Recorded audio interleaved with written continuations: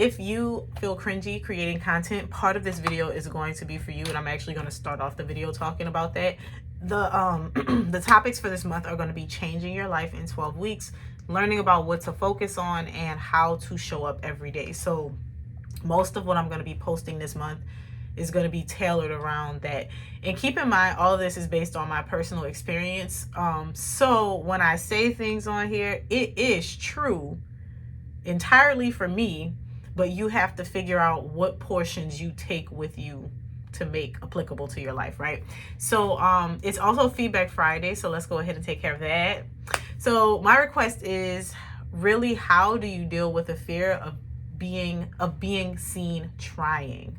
So not only the fear of being seen, but the fear of being seen trying. This is something that comes to my mind when I share my link out. Sometimes I feel like a try hard. Do you have any tips, or if anyone has experience with this, please chime in. So the first thing that I want to say is, this is probably going to comfort you, the first part, but the remainder of what I have to say on this topic is probably not what you want to hear, but I'm going to tell you anyway.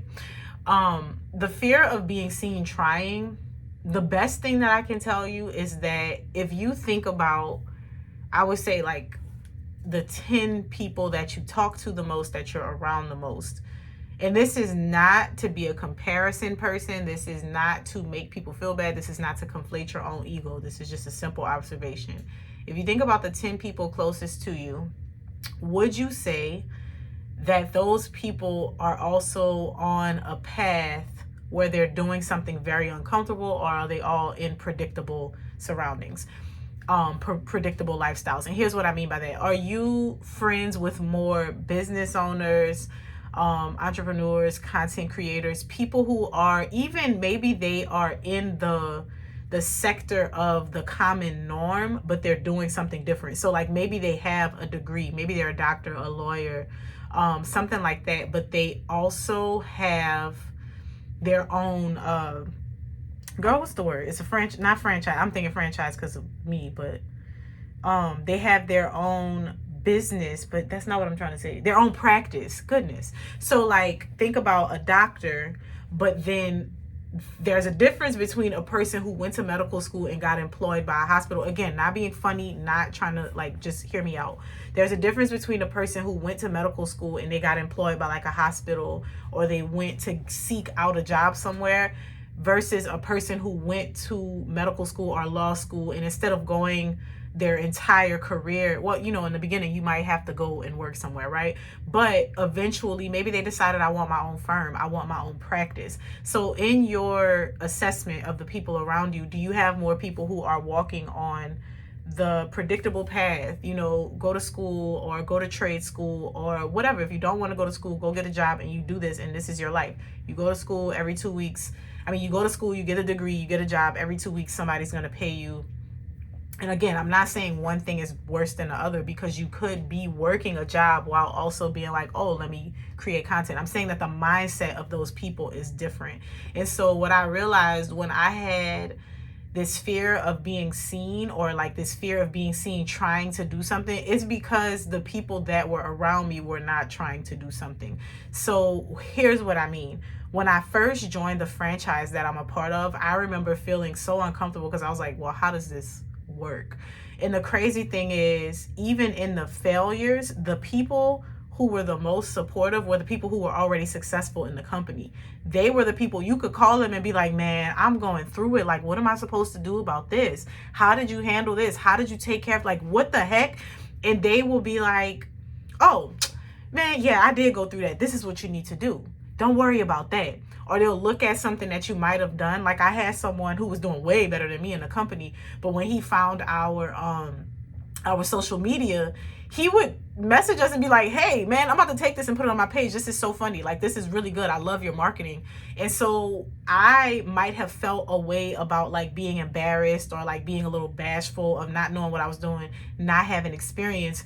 But the only people that I would have been worried about seeing me fail, or like seeing me try, were the people who were not either capable, interested, or doing it themselves, right? And so when I say all of that, again, I'm not saying it to be like, you don't need to have a 9 to 5. No, what I'm saying is the mentality is different. People who work and they go to work and they expect their paycheck. They're not really trying to do anything different. They're like, I got my job. Like, I'm not doing all of that. And they've made their decision. I'm not doing that. This is my job. This is what I'm good at. This is what I like to do.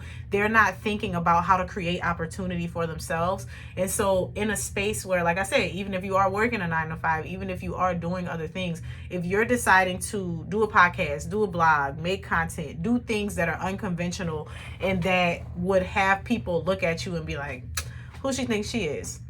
You feel icky like that sometimes just because the people that are nearest and dearest to you are not on the same wavelength. And so there's no way around that, really. I think it starts with just acknowledging that that's going to happen, because I've said before, I have people that I know that don't follow me on my platforms as far as I'm concerned. And some of them I don't know that they don't follow me, but I just know that they will talk to me about the things that I talk about, but they're not people that are like talking to me about it in my comments. So for instance, if I post a video about carrot soup that I made and people are commenting and they're like, oh, this looks really good, I want to try it. Or, oh, how did you do this? How did you do that? I find, and this is a real life situation, not about the carrot soup, a different topic. I find that I will see somebody in real life that I know, they did not ask the question that they had on the post or like message me about it online. They don't even follow me. But when I get to them in person, they'll be like, hey, can you talk to me about how to do this? And so the reason I bring that up is because you're in your head thinking like it's cringy. I don't want to be, I have a fear of being seen trying because people are judging me. People are judging you. But the people who are judging you are either jealous or they actually want to do what you're doing, or they need the information that you have and it just makes them feel better about themselves. And so I think that if you can realize that, like you can realize that the people who would be judging you or the people that you feel uncomfortable about seeing your things, you can't really do anything about that. I said this was going to make you feel better, and it should make you feel better when you think about it in this regard.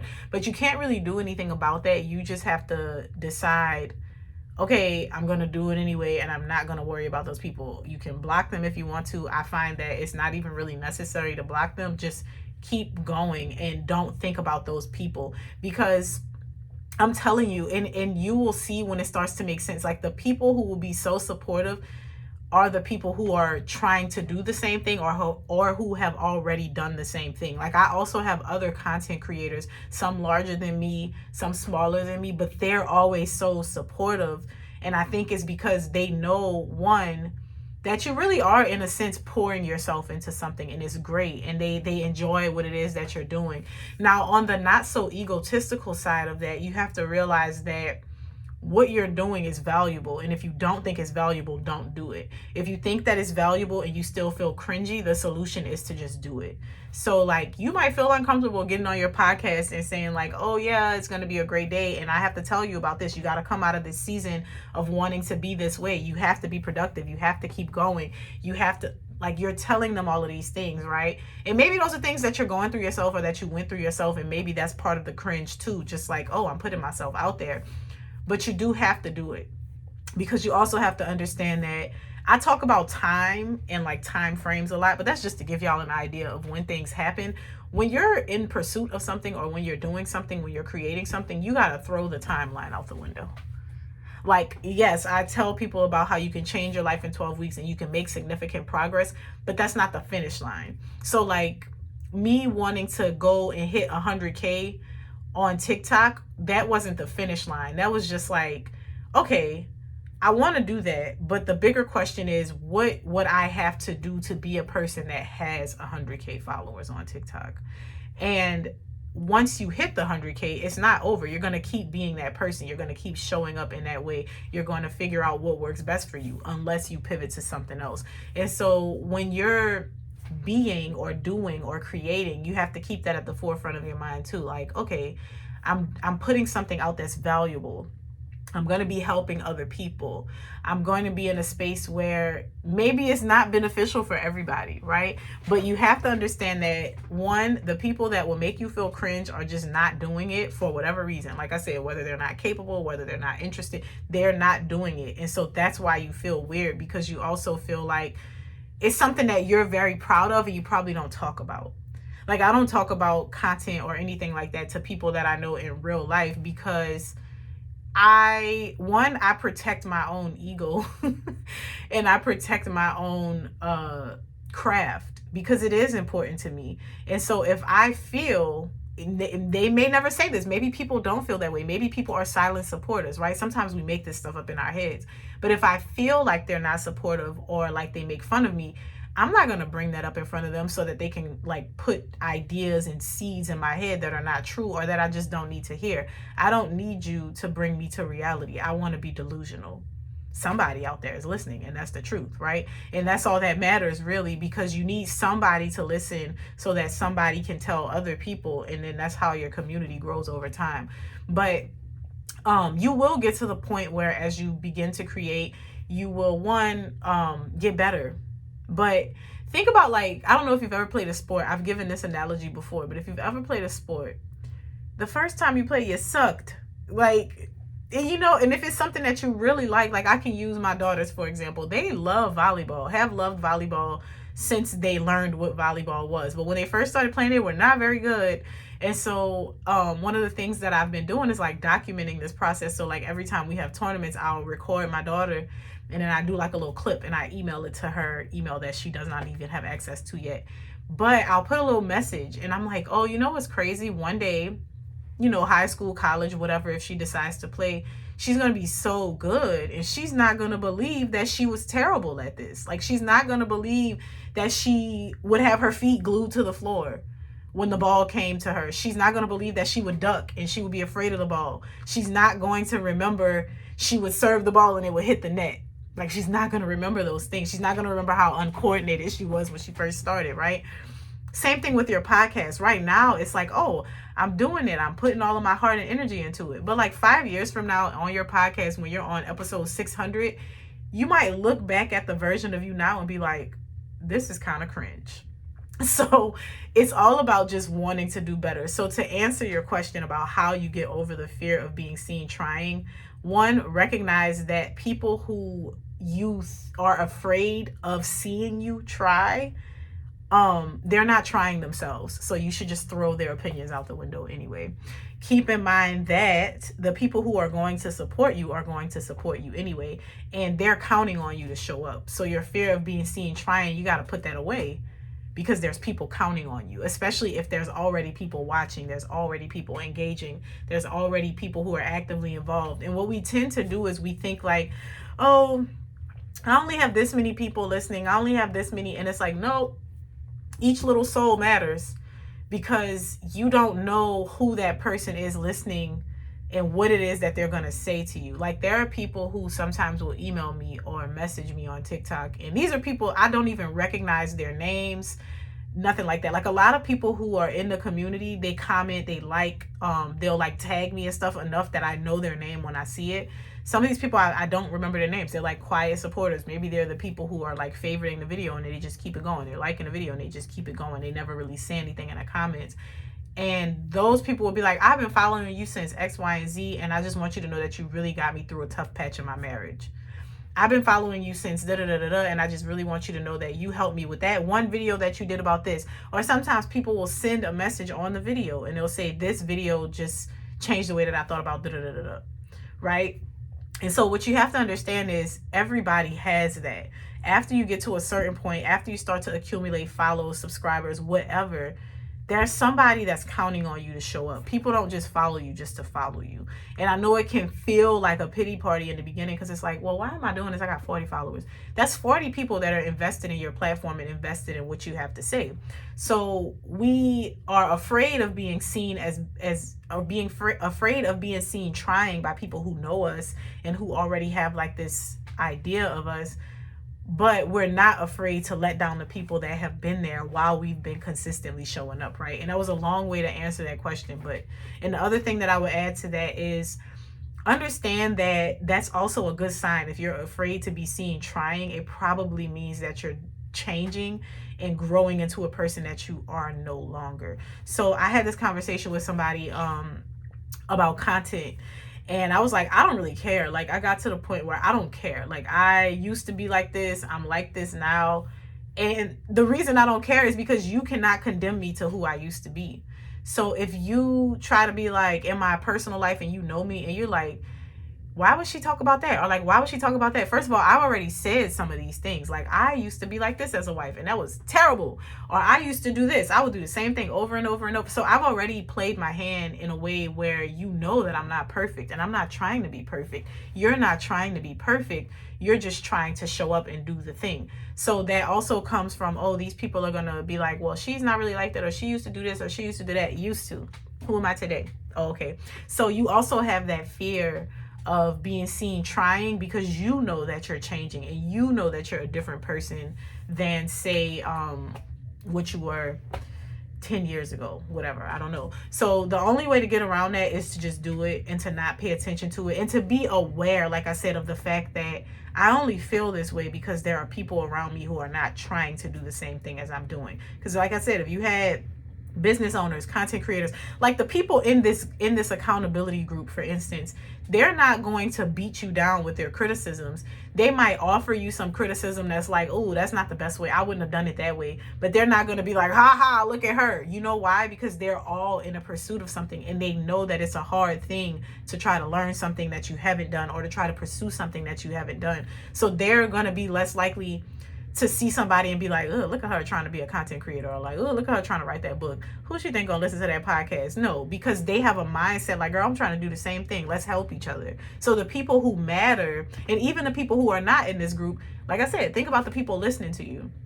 There were people listening to me before I had 200, 300, 1,000, 10,000 followers. And it's like, those people are listening to me not because I'm somebody with 1 million followers. They're listening to me because they just find value in what I have to say. So that answer is more so about having the awareness of who's around you and why you feel like that, and then making the conscious choice to be like, well, too bad, I'm gonna do it anyway.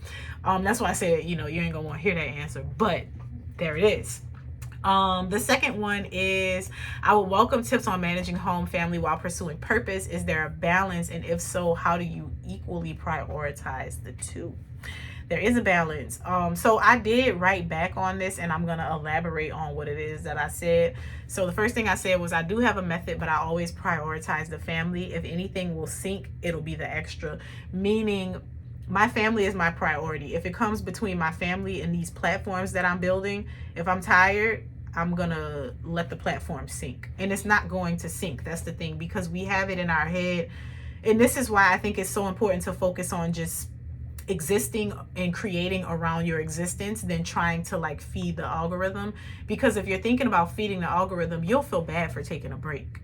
You'll feel bad for being like, oh, I need to take a week off, I'm just tired, I'm overwhelmed. Because in the back of your mind, you're like, oh, my followers, what are they gonna say? I'm gonna lose followers, and they're not gonna support me, and and then this is gonna happen, and I'm gonna have to work so hard to get all these views back. And it's like, what I just said about the people that's gonna be there and support you, they're gonna be there and support you. If somebody stops following you because you stop posting for 30 days, girl, let them, because I don't know what that is. They weren't really invested anyway. So when it comes to that, that's what I meant by like, if it has to sink, it'll be the extra. Why? Because my family is going to be here if the internet implodes. Why? Because my family is more important than the people out there. Those people out there are important, and they need me in a way that is not the same as how my family needs me. My family needs me. The internet needs a lady to help them with the type of content that I make, right? So if ever there is a pull between the two, I'm going over here with my family to figure this out. So that's what I meant by that. I also said, I think it also depends on how you best operate. So if you're a night owl, using that time when everyone is down to get on track can be really helpful. But if you wake up earlier, same thing. So this more so is about understanding that some people will give you a structure or a foundation, and it might not work for you, right? So there's the girlies who are like, I wake up at 5 a.m., I go to the gym, I make my little coffee, I eat my breakfast, I do this, and I do all of that, and then I go shower and I go to work. Some people are like, yeah, no, I'm going to do it at night. Like, I will work out at night when the kids go to sleep. I will do this at night when the kids go to sleep. I will do this at night when the kids go to sleep. Either way, you're operating off of when the kids go to sleep in those scenarios. So it's like, well, would you rather do it in the morning or in the evening? So I think when it comes to that, I found my rhythm, and I've been preaching to y'all about the rhythm for a while. It is absolutely waking up earlier. So waking up earlier is important for me because I realize that I'm a raging maniac if I don't have time to myself. So I have to do that. That is a non-negotiable. And then I also added this aspect of writing just to get my thoughts out, because I have ideas buzzing so frequently in my head that I feel like I'm going to lose them if I don't write about it. And that is, again, that's just like a personal thing for me and how I figure this out. My email is open and stuff just keeps popping up. That's why I'm like looking off to the side. So figuring out what system works for you. And your system might be sporadic, right? But that's why it's so important to also take into account that you're a human who creates things. You're not just like the creator. That's God, right? Like God is the creator. You're just a human who has these talents and these gifts, and you want to figure out how to flow it out of you. So another aspect of that, before I move on to the next thing, is something else that I preach all the time: creating sustainably. I think social media has tricked us into believing that you have to create a certain way and your aesthetic has to be on point and you have to be picture perfect and you have to be this.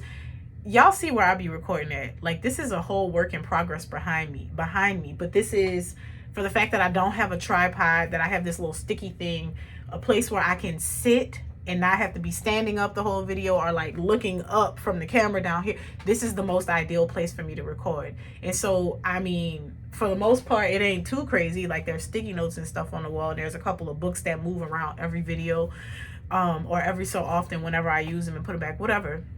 That does not matter, because what is the priority for me is my message. If you're going to be offended or distracted by my background or the way that my message comes out, that is your cue to pack it up and leave. That's not my problem as the person creating the content.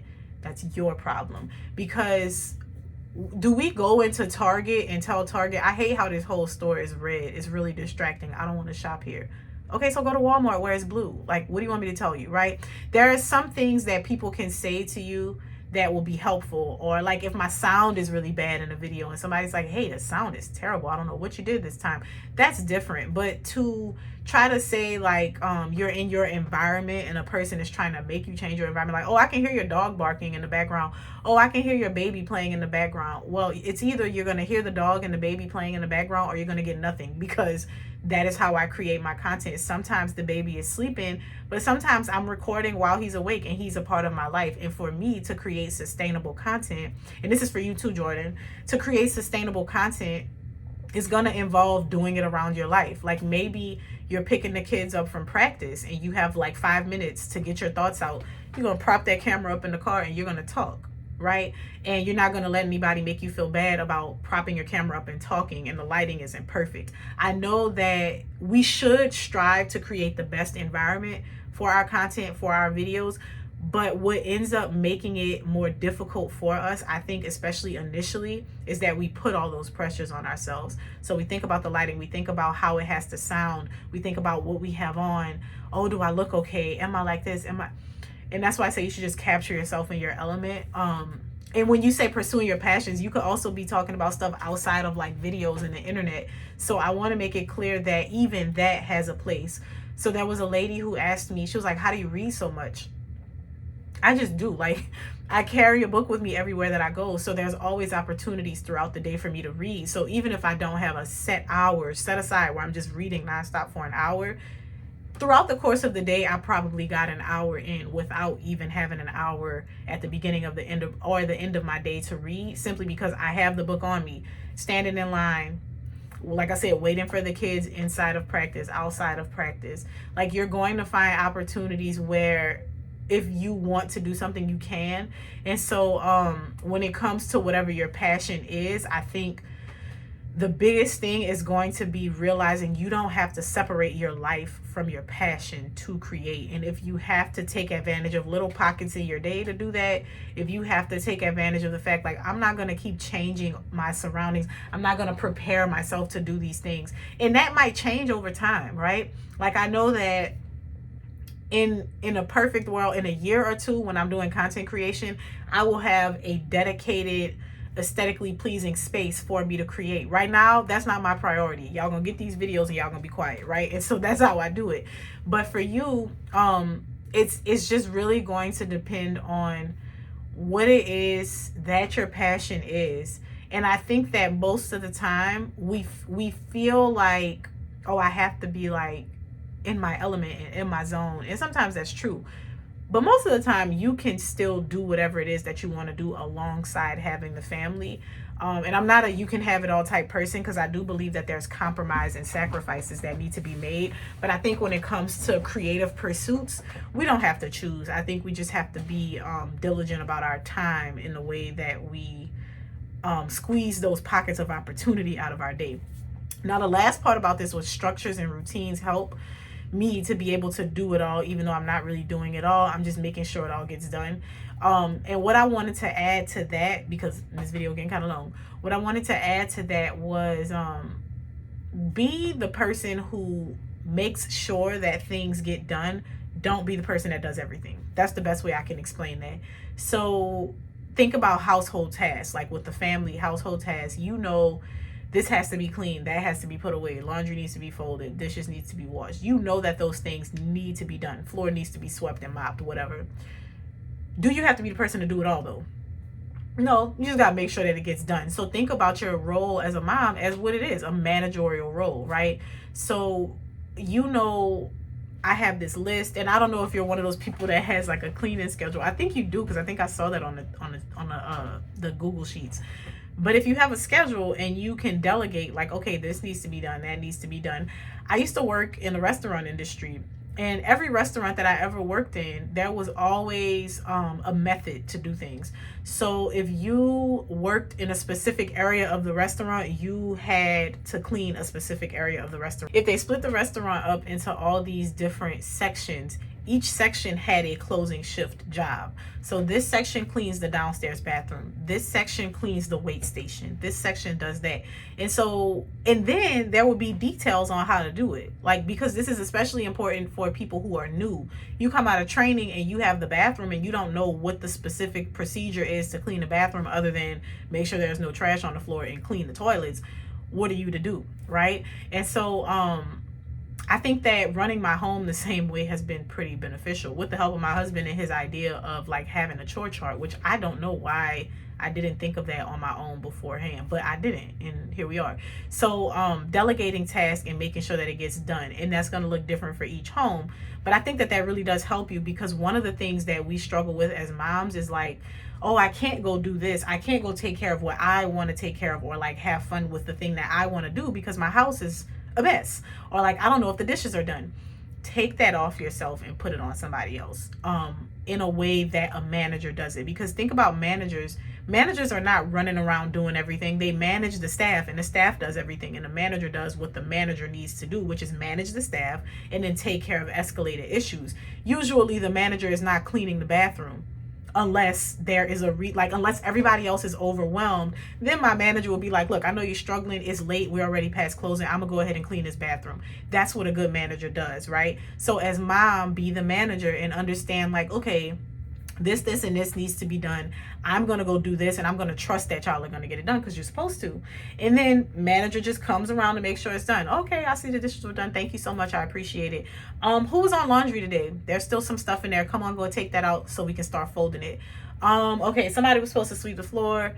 You did a good job, but I want you to remember next time to do this and this. And if it's something that they can just quickly come and fix, you just let them quickly come and fix it. Like, you missed a spot, come just get that spot, right? But I think that learning to operate my house in that way has really helped me significantly. The biggest things that I would say is running my house like I'm the manager, and making sure that I don't put a lot of pressure on myself with pursuing my passions. So whatever that looks like I said, if I gotta pop this phone out and record a video in the car, it is what it is. The people that need it are gonna get it. And that, I mean, sure, you're limiting your reach, but I also say that the more authentic you are to who you are right now, the better your audience will be. Because I find that if you are like super put together all the time, and then I know somebody like this, like I remember in college, there was this set of twins. They were always so put together, like they dressed so nice. and they would like do their makeup and stuff. And when you saw them without their makeup, almost indirectly, you would wonder if they were okay. Like you would think that they were sick, because not because they looked bad, but they looked poorly kept in comparison to how they normally showed up, right? And so with your content, if you're always like super aesthetic, super put together, there's going to be a lot of pressure for you to always live up to that standard. Whereas if your quality is in what you have to say and not necessarily in the way that you present it, you give yourself more grace, and the people will gravitate towards you and stay. And I mean, they'll appreciate it if the background is better, but it won't be like people who came in because you were doing like outfit hauls and fashion of the day and your background looks so luxurious, and then tomorrow you're back here like, girl, what is this? They're gonna be like, what is this? And they're not gonna be able to say why they feel like that, but they will feel like that. But yeah, I think being authentic to who you are right now is really important with your content. So try to prioritize that. And I think that that's all. So like I said, this month we're going to be talking about changing your life in 12 weeks, learning what to focus on, and figuring out how to show up every day. And those topics are going to just kind of be like different aspects of it as we continue to go. So I will see you in the next video.